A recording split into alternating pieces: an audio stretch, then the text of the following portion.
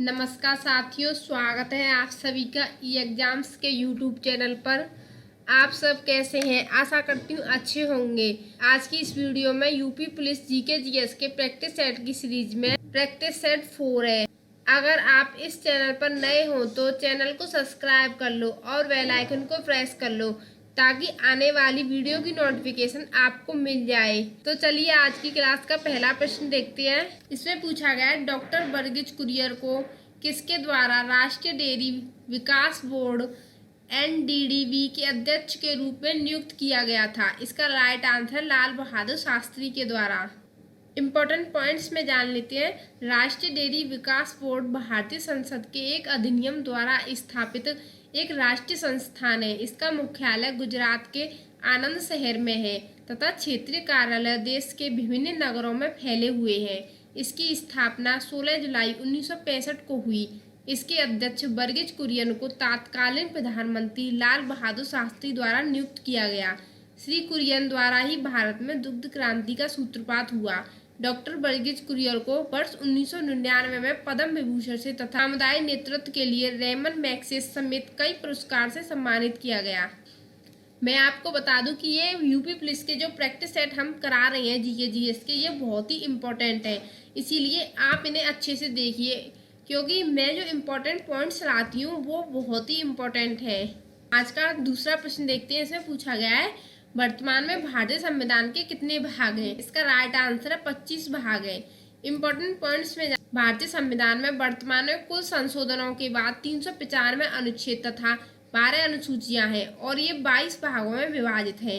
यद्यपि कहीं कहीं इसके 25 भाग का उल्लेख मिलता है, परंतु संविधान निर्माण के समय इसमें 345 अनुच्छेद जो 22 भागों में विभाजित थे। इसमें कुल 8 अनुसूचियां थीं। अगला प्रश्न देखते हैं। इसमें पूछा गया, मुगल सम्राट जहांगीर ने कहां पर शालीमार बाग का निर्माण किया था? राइट आंसर है कश्मीर में। कश्मीर में मुगल सम्राट जहांगीर ने शालीमार बाग का निर्माण करवाया था। इम्पोर्टेंट पॉइंट्स में जान लेते हैं। शालीमार बाग भारत के जम्मू कश्मीर में स्थित विख्यात उद्यान है जो मुगल बाग का एक उदाहरण है। इसे मुगल बादशाह जहांगीर ने श्रीनगर में बनवाया था। इसे जहांगीर ने अपनी प्रिय एवं बुद्धिमती पत्नी हुर्रनिसा के लिए बनवाया था। इसे नूरजहां की उपाधि दी गई थी। इस बाग में 4 स्तर पर उद्यान बने हैं एवं जलाधार बहती है। इसकी जलापूर्ति निकटवर्ती हरिवन बाग से होती है। अगला प्रश्न देखते हैं। इसमें पूछा गया, वार्षिक भारतीय शास्त्रीय संगीत समारोह सवाई गंधर्व भीमसेन महोत्सव में आयोजित किया जाता है। इसका राइट आंसर पुणे में ये आयोजित किया जाता है। इम्पोर्टेंट पॉइंट्स में जान लेते हैं। सवाई गंधर्व भीमसेन महोत्सव वर्ष 1953 पुणे में आयोजित होने वाला एक वार्षिक भारतीय शास्त्रीय संगीत समारोह है। इसे पहले यह सवाई गंधर्व संगीत महोत्सव के नाम से जाना जाता था। इस महोत्सव का आयोजन आर्य संगीत प्रसारक मंडल द्वारा किया जाता है और इसका आरंभ भीमसेन जोशी ने अपने गुरु सवाई गंधर्व के स्मारक उत्सव के रूप में किया था। इस महोत्सव का आयोजन दिसंबर माह के दूसरे सप्ताहांत में होता है। अगला प्रश्न देखते हैं। इसमें पूछा गया है, निम्नलिखित में से कौन सा बैंक भारत का सबसे पुराना सार्वजनिक बैंक है? इसका राइट आंसर है इलाहाबाद बैंक, जो भारत का सबसे पुराना सार्वजनिक क्षेत्र का बैंक है। इम्पोर्टेंट पॉइंट्स में जान लेते हैं। इलाहाबाद बैंक भारत का सबसे पुराना सार्वजनिक क्षेत्र का अनुसूचित वाणिज्यिक बैंक है। यह 1865 ईस्वी में स्थापित हुआ था। इसका प्रधान कार्यालय कोलकाता में है तथा इसके पूरे भारत में 2500 से अधिक शाखाएं हैं। भारत में अनुसूचित बैंक है वह बैंक है जिन्हें भारतीय रिजर्व बैंक अधिनियम 1934 की द्वितीय अनुसूची में शामिल किया गया है। रिजर्व बैंक इस अनुसूची में केवल इन बैंकों को शामिल करता है जो उपयुक्त अधिनियम की धारा 42(6) के मानदंडों का पालन करते हैं। अगला प्रश्न देखते हैं। इसमें पूछा गया, वैदिक सभ्यता किस नदी के तट पर विकसित हुई? इसका राइट आंसर सरस्वती नदी के तट पर विकसित हुई। इंपॉर्टेंट पॉइंट्स में जान लेते हैं। वैदिक सभ्यता सरस्वती के तट पर विकसित हुई। ऋग्वेदिक काल में सरस्वती नदी को सबसे महत्वपूर्ण नदी माना गया है। सिंधु घाटी सभ्यता के पश्चात भारत में जिस नवीन सभ्यता का विकास हुआ उसे ही आर्य अथवा वैदिक सभ्यता के नाम से जाना जाता है। इस काल की जानकारी मुख्यतः वेदों से प्राप्त होती है जिसमें ऋग्वेद सबसे अधिक प्राचीन होने के कारण महत्वपूर्ण है। वैदिक काल को ऋग्वेदिक, पूर्व वैदिक तथा उत्तर वैदिक काल में बांटा गया है। अगला प्रश्न देखते हैं, इसमें पूछा गया है जुलाई 1944 में संयुक्त राष्ट्र वेतन वुड्स सम्मेलन में किस अंतर्राष्ट्रीय संगठन की कल्पना की गई थी? इसका राइट आंसर है अंतर्राष्ट्रीय मुद्रा कोष की। अगला प्रश्न देखते हैं, इसमें पूछा गया अर्थशास्त्र का जनक किसे कहा जाता है? इसका राइट आंसर है एडम स्मिथ को। इंपॉर्टेंट पॉइंट्स में जानते हैं, एडम स्मिथ को अर्थशास्त्र का जनक कहा जाता है। वह बाजार को एक बल के रूप में पहचानते थे। बाजार स्वयं नियंत्रित एक बल है। यह उनकी पहली किताब नैतिक भावनाओं का सिद्धांत में वर्णित है। अगला प्रश्न देखते हैं, इसमें पूछा गया है नवंबर 2018 में भारत ने कौन से देश के साथ $500 मिलियन के सौदे पर हस्ताक्षर किए, जिसमें स्थानीय स्तर पर 2 गोपनीय युद्ध तोपों का निर्माण किया जाएगा? इसका राइट आंसर है रूस में। इंपॉर्टेंट पॉइंट्स में देख लेते हैं, भारत और रूस ने नवंबर 2018 को भारतीय नौसेना के लिए गोवा में 2 मिसाइल युद्ध तोपों के निर्माण के लिए $500 मिलियन के सौदे पर हस्ताक्षर किए हैं। दोनों देशों ने अमेरिका की पाबंदियों की चेतावनी के बावजूद रक्षा सहयोगी जारी रखने के स्पष्ट संकेत दिए हैं। 400 मिसाइल रक्षा प्रणाली के बाद यह दूसरा बड़ा सौदा है। युद्ध तोपों का निर्माण वर्ष 2020 में प्रारंभ होगा। पहला जहाज वर्ष 2026 में तथा दूसरा वर्ष 2027 तक तैयार होगा। अगला प्रश्न देखते हैं, इसमें पूछा है सरदार वल्लभ भाई पटेल राष्ट्रीय पुलिस अकादमी SVPNPA के पास स्थित है। इसका राइट आंसर है।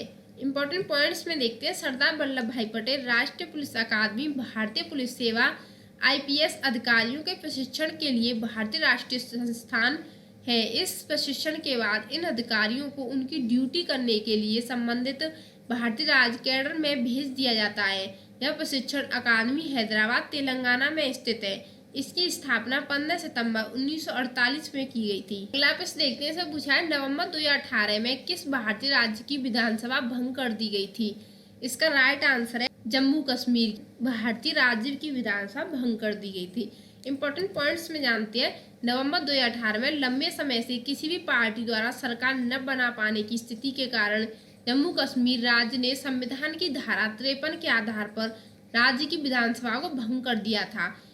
इसके पूर्वी PDP तथा भाजपा गठबंधन की सरकार सत्ता में थी। संविधान के अनुच्छेद 53 के अंतर्गत केंद्र की कार्यपालिका शक्ति राष्ट्रपति के हाथों में होगी, जिसे वो स्वयं या अपने अधीनस्थों के माध्यम से संचालित करेगा। अगला प्रश्न देखते हैं, इसमें पूछा गया है महाधमनी के शीर्ष पर शुरू होती है। इसका राइट आंसर है बायां निलय। इंपॉर्टेंट पॉइंट्स में जानते हैं, महाधमनी शरीर की सबसे बड़ी तथा मुख्य धमनी है जो हृदय के बाएं निलय से आरंभ है, जिसमें से ऑक्सीजन मिश्रित रक्त पर शरीर के ऊतकों में ऑक्सीजन का संचरण करता है। यह धमनी दैहिक एवं भूषीय रक्त परिवहन करती है तथा दैहिक कोशिकाओं और शिरा तंत्रों से होती हुई पुनः हृदय के दाहिने आलिंद में वापस आ जाती है।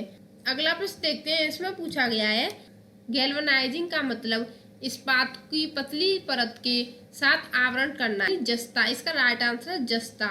इंपॉर्टेंट पॉइंट्स में देख लेते हैं, गैल्वेनाइजिंग या गैल्वनीकरण एक धातुक्रमिक प्रक्रम है जिसमें इस्पात या लोहे के ऊपर जस्ते की परत चढ़ा दी जाती है। इससे इन धातुओं का क्षरण जंग लगना रुक जाता है। यह प्रक्रिया स्वयं एक गैर वैद्युत रासायनिक प्रक्रिया है। अगला प्रश्न देखते हैं, इसमें पूछा गया है C6O एक अणु है जिसके रूप में व्यवस्थित 60 कार्बन परमाणु होते हैं। इसका राइट आंसर 12 पंचभुज और 20 षटभुज। इंपॉर्टेंट पॉइंट्स में जान लेते हैं, फुलेरी कार्बन का एक बहुत ही उपयोगी अपरूप है। कार्बन के इस जटिल रूप से कार्बन परमाणु एक दूसरे से षटफलाकार या पंचभुजाकार से जुड़कर एक पिंजड़े जैसी रचना का निर्माण करते हैं। फुलेरिन का सबसे साधारण रूप बकमिनिस्टर है। यह एक रवेदार बहुरूप है जिसका प्रत्येक अणु 60 कार्बन परमाणुओं का गोलाकार समूह होता है। इस गोलाकार समूह में 12 पंचभुज और भुज होते हैं। अगला प्रश्न देखते हैं, इसमें पूछा गया सर्वोत्तम गुणवत्ता वाला कोयला इसमें 80% से 95% कार्बन होता है, वह क्या है? इसका राइट आंसर है एंथ्रासाइट। इंपॉर्टेंट पॉइंट्स में जान लेते हैं, एंथ्रासाइट कोयले की सबसे अच्छी किस्म का नाम है। इसका रंग काला होता है, इसकी चमक अधात्विक होती है। टूटने पर इसके नवीन पृष्ठों में से एक अवतल और दूसरा उत्तल दिखाई पड़ता है। इसे संखाव कनकोयडल टूट कहते हैं। इसकी कठोरता 0.5 से 2.5 तक तथा आपेक्षिक घनत्व 136 तक होता है। पेंसिल्वेनिया एंथ्रासाइड में कार्बन की मात्रा 85 से 95% तक होती है। विश्व के कोयला उत्पादन में प्रथम स्थान चीन का है। अगला प्रश्न देखते हैं। इसमें पूछा गया है किसको छोड़कर निम्नलिखित सभी संघनन बहुलक है।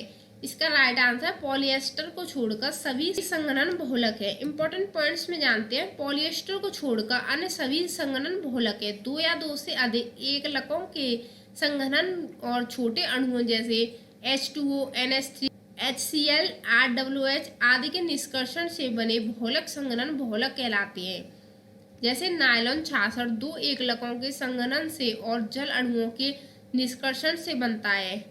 अगला प्रश्न देखते हैं। इसमें पूछा है भारतीय प्रौद्योगिकी संस्थान कानपुर ने एक कार्यालय बनवाया है जहां पूर्व छात्र संजीव खोसला को संस्थान का विदेशी ब्रांड दूत नियुक्त किया गया है। इसका राइट आंसर न्यूयॉर्क में बनवाया है ये कार्यालय।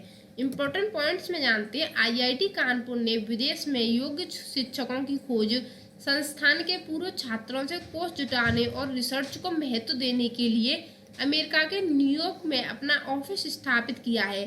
संस्थान के एक पूर्व छात्र संजय खोसला को इसके लिए 62 बिलियन स्ट्रीट में 5 साल की लीज पर जगह दी गई है। IIT कानपुर ने संजय खोसला को ही ओवरसीज ब्रांड एम्बेसडर बनाया है। न्यूयॉर्क में ऑफिस खोलने का उद्देश्य विदेशी संकाय को IIT कानपुर से जोड़ना है। अगला प्रश्न देखते हैं। इसमें पूछा गया है उत्तर प्रदेश पुलिस भर्ती एवं प्रोन्नति बोर्ड द्वारा कांस्टेबल सिविल पुलिस की नियुक्ति में शारीरिक क्षमता परीक्षा में पुलिस अभ्यर्थियों को दौड़ने की जरूरत होती है।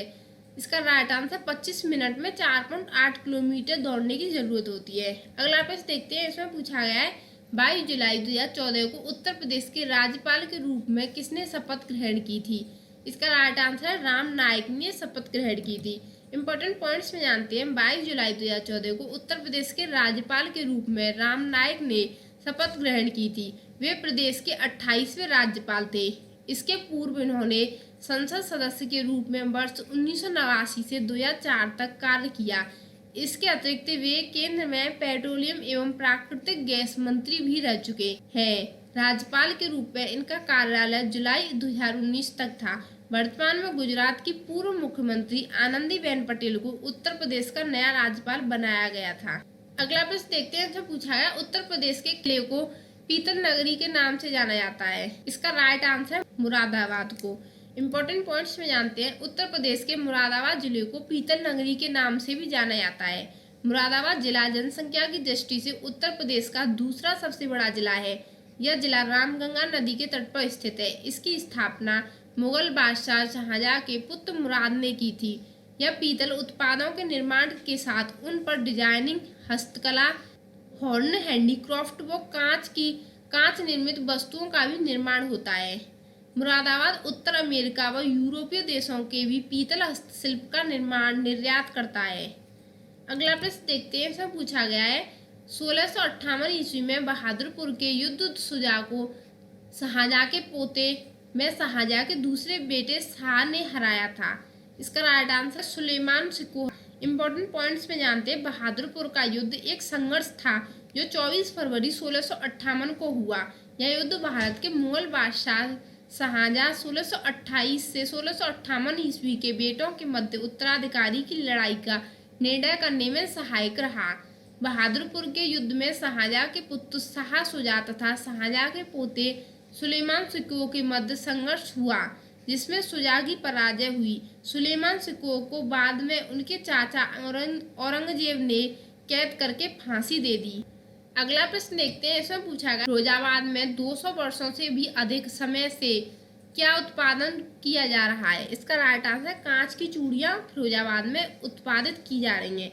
इंपॉर्टेंट पॉइंट्स में जानते हैं। फिरोजाबाद उत्तर प्रदेश का एक शहर तथा जिला मुख्यालय है। यह शहर कांच की चूड़ियों के निर्माण के लिए प्रसिद्ध है। यह आगरा से 40 किलोमीटर और राजधानी दिल्ली से 250 किलोमीटर की दूरी पर स्थित है। प्राचीन समय में यह शहर चंद्रनगर के नाम से जाना जाता था। वर्तमान नाम अकबर के समय के मनसबदार फिरोज शाह द्वारा 1566 ईस्वी में दिया गया, जनपद के रूप में यह 5 फरवरी 1989 में स्थापित हुआ। अगला प्रश्न देखते हैं, इसमें पूछा गया कौन सा कथक घराना नृत्य शैली के आध्यात्मिक पहलुओं पर अधिक ध्यान देता है? इसका राइट आंसर लखनऊ घराना। इंपॉर्टेंट पॉइंट्स में जानते हैं, लखनऊ घराना कथक नृत्य शैली के आध्यात्मिक पहलुओं पर अधिक ध्यान देता है। लखनऊ शैली के कथक नृत्य में सुंदरता व प्रकृति संतुलन होता है। कलात्मक रचनाएं ठुमरी आदि अभिनय के साथ हौरिस शाब्दिक अभिनय और आंसू रचनाएं जैसे भावपूर्ण शैली आध्यात्मिक से ओतप्रोत होती हैं। अगला प्रश्न देखते हैं, इसमें पूछा गया है हिंदू पौराणिक कथाओं के अनुसार महाकाव्य रामायण में भगवान श्री राम अयोध्या के शासक थे, जो किसकी राजधानी थी? इसका राइट आंसर है वो कौशल की राजधानी थी। इंपॉर्टेंट पॉइंट्स में जानते हैं, कौशल प्राचीन भारत के 16 महाजनपदों में से एक था। इसका क्षेत्र आधुनिक गोरखपुर के पास था। इसकी राजधानी श्रावस्ती थी। घोड़ा के समीप स्थित सहेत महेत में आज भी इसके भग्नावशेष मिलते हैं। रामायण काल में यहाँ वेदश्रुति नामक नदी बहती है। अगला प्रश्न देखते हैं, इसे पूछा है किस भारतीय ने अर्थशास्त्र में नोबेल मेमोरियल पुरस्कार जीता है? इसका राइट आंसर है अमर्त्य सेन ने। इंपॉर्टेंट पॉइंट्स में जानते हैं, अमर्त्य सेन भारतीय मूल के अमेरिकी अर्थशास्त्री हैं। उन्हें वर्ष 1998 में अर्थशास्त्र के नोबेल मेमोरियल पुरस्कार से सम्मानित किया गया था। इनका जन्म 3 नवंबर 1933 को पश्चिम बंगाल में हुआ। इनके अर्थशास्त्र संबंधी विचारों पर प्रसिद्ध अर्थशास्त्री महबूब उल हक का प्रभाव दिखता है। इन्होंने अर्थशास्त्र को एक नवीन अवधारणा से जोड़ा, जिसे मानव विकास का सिद्धांत नाम दिया गया। अमर्त्य सेन को वर्ष 1999 में भारत रत्न से सम्मानित किया गया है। अगला प्रश्न देखते हैं, इसमें पूछा गया भारतीय मुक्केबाज MC मैरी कॉम द्वारा लिखित आत्मकथा का शीर्षक क्या है? इसका राइट आंसर है अनब्रेकेबल। इंपॉर्टेंट पॉइंट्स में जानते हैं, ओलंपिक पदक विजेता MC मैरी कॉम की अनब्रेकेबल शीर्षक आत्मकथा का अनावरण 9 दिसंबर 2023 को अमिताभ बच्चन द्वारा किया गया। मैरी कॉम ने वर्ष 2012 में लंदन में आयोजित ग्रीष्मकालीन ओलंपिक में भारत की ओर से मुक्केबाजी में कांस्य पदक जीता। इसके अतिरिक्त वर्ष 2014 के एशियाई खेलों में उन्होंने स्वर्ण पदक हासिल किया। इसके अतिरिक्त वे 6 विश्व चैंपियनशिप प्रतियोगिता जीतने वाली पहली महिला मुक्केबाज हैं। अगला प्रश्न देखते हैं, इसमें पूछा गया 65वें राष्ट्रीय फिल्म पुरस्कार में से किस फिल्म ने सर्वश्रेष्ठ लोकप्रिय पुरस्कार जीता? इसका right answer Baahubali two the conclusion. Important points में जानते हैं, 65वें राष्ट्रीय फिल्म पुरस्कार में बाहुबली टू द कंक्लूजन निर्देशक S राजमौली थे, जिसमें फिल्म ने सर्वश्रेष्ठ लोकप्रिय फिल्म पुरस्कार जीता।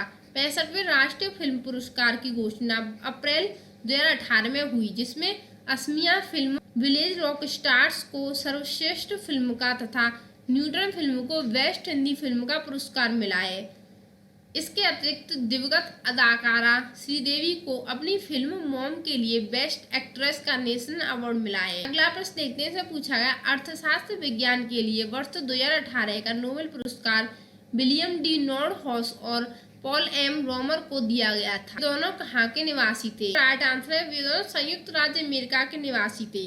इंपॉर्टेंट पॉइंट्स में जानते हैं, वर्ष 2018 का अर्थशास्त्र में नोबेल पुरस्कार संयुक्त राज्य अमेरिका के 2 अर्थशास्त्र डी नॉर्डहाउस और पॉल एम रोमर को प्रदान किया गया। नोबेल पुरस्कार प्रदान करने वाली रॉयल स्वीडिश अकेडमी ने जलवायु परिवर्तन और आर्थिक विकास पर खोज के लिए यह पुरस्कार दिया। इसके अतिरिक्त डेनिस मुक्वेगे और नादिया मुराद को वर्ष 2018 का नोबेल शांति का पुरस्कार दिया जा चुका है। वर्ष 2018 के नोबेल पुरस्कार में साहित्य का नोबेल पुरस्कार नहीं दिया गया है। अगला प्रश्न देखते हैं, इसमें पूछा गया है निजी और संवेदनशील जानकारी जैसे कि क्रेडिट कार्ड नंबर, व्यक्तिगत पहचान और खाता उपयोगकर्ता नाम और पासवर्ड प्राप्त करने का धोखाधड़ी वाला कार्य है। इसका right answer malaria. Important points में जानते हैं, इलेक्ट्रॉनिक संचार में फिशिंग या इलेक्ट्रॉनिक जालसाजी एक ऐसा कार्य है जिसमें किसी विश्वसनीय इकाई का मुखौटा धारण कर उपयोगकर्ता का नाम, प्रयुक्त नाम, पासवर्ड, कूट शब्द और क्रेडिट कार्ड का विवरण जैसी विभिन्न जानकारियां हासिल करने का प्रयास किया जाता है। सामान्यतः फिशिंग, ईमेल स्पूफिंग या त्वरित संदेश द्वारा किया जाता है। अगला प्रश्न देखते हैं, इसमें पूछा गया चित्रकूट जलप्रपात भारत के किस राज्य में स्थित है? इसका राइट आंसर है छत्तीसगढ़ में। इम्पोर्टेंट पॉइंट्स में जानते हैं। चित्रकूट जलप्रपात भारत के छत्तीसगढ़ राज्य में स्थित है। इस जलप्रपात की ऊंचाई 90 फुट है। इस प्रपात को आनंद और आतंक का मिलाप माना जाता है। यह जलप्रपात इंद्रावती नदी पर बना है। 90 फुट ऊपर से इंद्रावती की ओजस्विनी धारा गर्जना करते हुए गिरती है तो इसके बहाव में इंद्रधनुष का मनोरम दृश्य आनंददायी होता है। यह बस्तर संभाग का इस सबसे प्रमुख जलप्रपात माना जाता है। अगला प्रश्न देखते हैं। इसमें पूछा गया वेनेजुएला की राजधानी कौन सी है।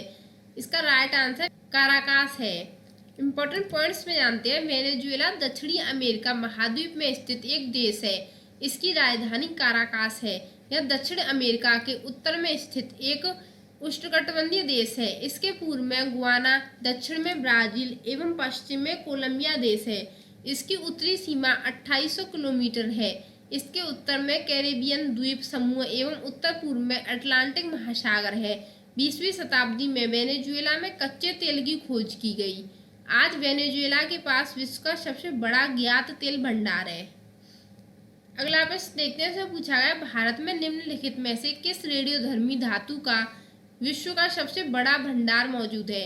इसका राइट आंसर है थोरियम। इम्पोर्टेंट पॉइंट्स में जानते हैं। भारत में थोरियम धातु का विश्व का सबसे बड़ा भंडार उपलब्ध है। थोरियम धातु की खोज 1828 ईस्वी में बर्जजीलियस ने थोराइड अयस्क में की थी। मोनोजाइट इसका महत्वपूर्ण स्रोत है जिसमें थोरियम तथा अन्य विरल मृदा फास्फेट रहते हैं। संसार में मोनोजाइट का सबसे बड़ा भंडार भारत के केरल राज्य में है। बिहार राज्य में भी थोरियम अयस्क की उपस्थिति ज्ञात हुई है। इसके अतिरिक्त मोनोजाइट के भंडार अमेरिका, ऑस्ट्रेलिया, ब्राजील और मलेशिया में भी मौजूद है। अगला प्रश्न देखते हैं। इसमें पूछा गया ऑस्ट्रेलिया के एकमात्र द्वीपीय राज्य का नाम बताएं। इसका right answer Tasmania. Important points में जानते हैं। तस्मानिया ऑस्ट्रेलिया का एकमात्र द्वीपीय राज्य है। इसकी राजधानी होबार्ट नगर है। यहाँ संवैधानिक राजशाही का शासन है। इस राज्य का सिद्धांत वाक्य प्रजनन और विश्वसनीयता है। तस्मानिया के कुल क्षेत्र का 44% भाग वनों के अधीन तथा 21% भाग में राष्ट्रीय उद्यान है। राजधानी के पास डरबेंट नदी के दोनों ओर सेबों के बाग हैं। 19वीं शताब्दी में तस्मानिया ब्रिटिश साम्राज्य का कैदखाना था। अगला प्रश्न देखते हैं। इसमें पूछा है निम्नलिखित में से कौन सा शहर गोदावरी नदी के किनारे स्थित नहीं है। इसका राइट आंसर है नवसारी। नवसारी गोदावरी नदी के किनारे नहीं है।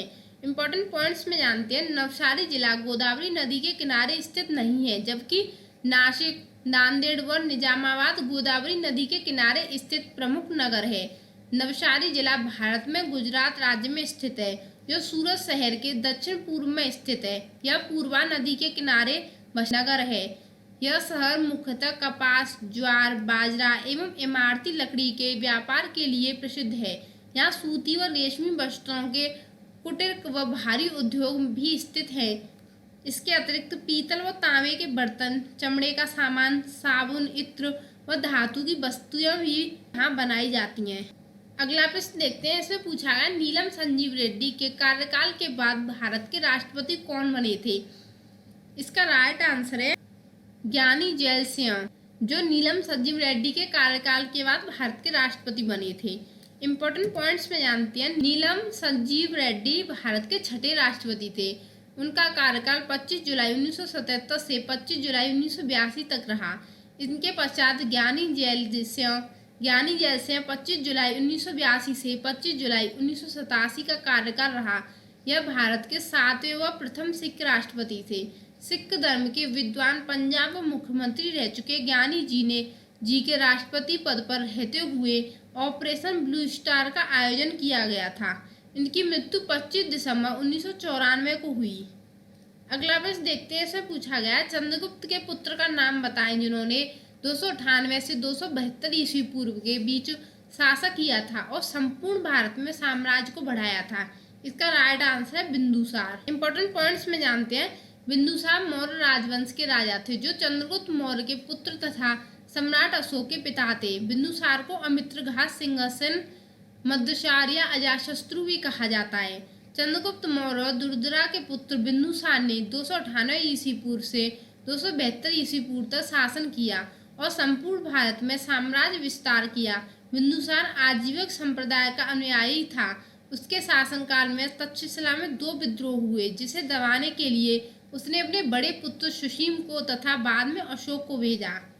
अगला प्रश्न देखते हैं। पूछा गया मेखला चादर किस राज्य की महिलाएं द्वारा पहना जाने वाला पारंपरिक वस्त्र है? इसका राइट आंसर है असम की महिलाओं द्वारा। इंपॉर्टेंट पॉइंट्स में जानते हैं। मेखला चादर साड़ी का एक प्रकार है। यह असम की महिलाओं द्वारा पहना जाता है। यह मुख्य रूप से कपड़े के 2 टुकड़े होते हैं। यह एक ऐसा भारतीय वस्त्र है जिसे हर कदकाठी की महिला बड़ी ही सहजता से पहन सकती है। इसे 2 पीस साड़ी के नाम से भी जाना जाता है। इसे रेशमी धागों से बुना जाता है। इसके अतिरिक्त यह कपास के धागों द्वारा बुनी जाती है। मेखला चादर की लंबाई सामान्य रूप से पहनी जाने वाली साड़ी से कम ही होती है। अगला प्रश्न देखते हैं। इसमें पूछा गया रविन्द्रनाथ टैगोर ने निम्नलिखित में से किस देश का राष्ट्रगान लिखा था? इसका राइट आंसर है बांग्लादेश। इंपॉर्टेंट पॉइंट्स में जानते हैं। आमार सोनार बांग्ला, मेरा सोने का बंगाल या मेरा सोना ऐसा बंगाल बांग्लादेश का राष्ट्रगान है, जिसे गुरुदेव रविन्द्रनाथ टैगोर ने लिखा था। यह बांग्ला भाषा में है। गुरुदेव ने बंग भंग आंदोलन के समय वर्ष 1906 में लिखा था, जब धर्म के आधार पर अंग्रेजों ने बंगाल को 2 भागों में बांट दिया था। तब यह गीत बंगाल के एकीकरण के लिए लिखा गया था। पाकिस्तान से स्वतंत्र होने के बाद बांग्लादेश ने अपने 1972 में इस गीत की प्रथम 10 पंक्तियों को राष्ट्रगान के रूप में स्वीकार किया था। आई होप को आपको ये क्लास अच्छी लगी होगी। अच्छी लगी हो तो वीडियो को लाइक करना एंड चैनल को सब्सक्राइब करना। धन्यवाद।